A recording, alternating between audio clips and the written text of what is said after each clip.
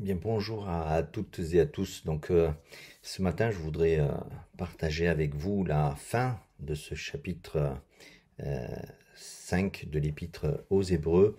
Et je voudrais, au travers de ces quelques versets, vraiment nous encourager, nous exhorter à vraiment, pour ces temps à venir, ces temps de peut-être de vacances pour certains, à vraiment continuer de puiser dans la parole de Dieu, la nourriture nécessaire à notre édification.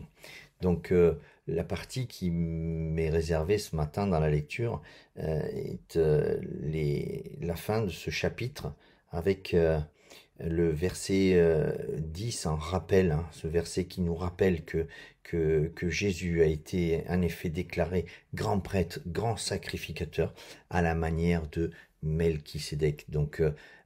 Ça c'est l'assurance qui nous encourage et que je veux vraiment partager avec vous, cette assurance qui a été accentuée par Nathan il y a quelques jours pour nous dire que ce sacrifice n'a d'égal aucun autre sacrifice. C'est un sacrifice plus que puissant puisque le sacrificateur lui-même s'est sacrifié, ce qui en fait un sacrificateur hors pair. Donc ça, c'est l'assurance que nous donne ce texte d'être vraiment couvert par ce sacrificateur plus. Moi, les quelques versets sur lesquels je voudrais vraiment méditer avec vous ce matin sont à partir du verset 11. C'est un sujet, il est écrit, sur lequel nous avons bien des choses à dire et qui sont difficiles à expliquer. Car vous êtes devenus lents à comprendre. Waouh! En effet, après tout ce temps, vous devriez être des maîtres dans les choses de Dieu. Or, vous avez de nouveau besoin qu'on vous enseigne les rudiments des paroles de Dieu. Vous en êtes venus au point d'avoir besoin non de nourriture solide, mais de lait. Celui qui continue à se nourrir de lait n'a aucune expérience dans la parole qui enseigne. C'est ce qu'est la vie juste, car c'est encore un bébé. Les adultes, quant à eux, prennent de la nourriture solide. Par la pratique, ils ont exercé leur faculté à distinguer ce qui est bien de ce qui est mal. Voilà la lecture. Voilà cette remise au point que fait l'auteur ici envers les destinataires de cette lettre aux Hébreux. Vous êtes retombés à un stade qui n'était pas celui que vous aviez il y a quelque temps. Mes amis, ce matin, je voudrais de tout mon cœur vous exhorter à croître, à grandir, à progresser. Et si l'on se fie à ce texte-là, j'ai envie de prendre cette image, cette métaphore. Je vous invite à un régime, mais un régime hyper protéiné, un régime hyper calorique, un régime qui est tout l'opposé de ce que vous prescriront vos médecins, vos diététiciens en période d'été. Ils vous diront de faire attention à votre ligne. Moi, ce matin, je nous dis, ne faisons pas attention à notre ligne.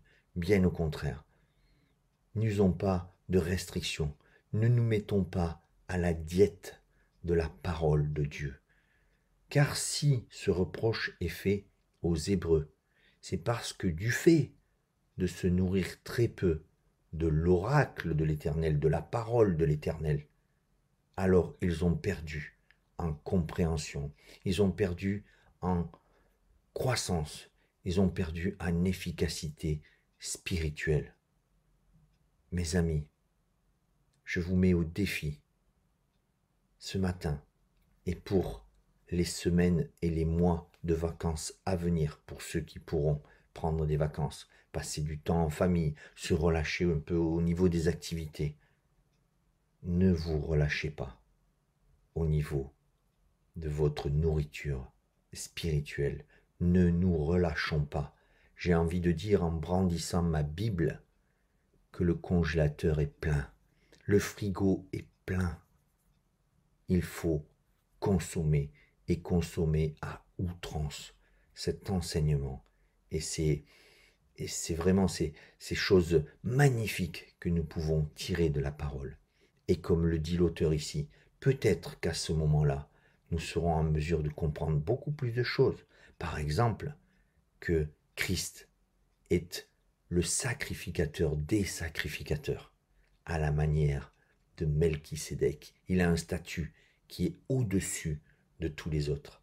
Oui, nous avons parfois tendance à nous relâcher au niveau de la nourriture spirituelle, ce qui fait de nous, après, des jeunes chrétiens, malgré l'ancienneté, malgré l'âge, des jeunes chrétiens, parce que on laisse la place à des choses peut-être plus futiles. Encourageons-nous, encouragez-moi, et je vous encourage pour ces semaines à venir à vraiment mener ce régime hyper calorique en parole de Dieu. Bonne journée à tous.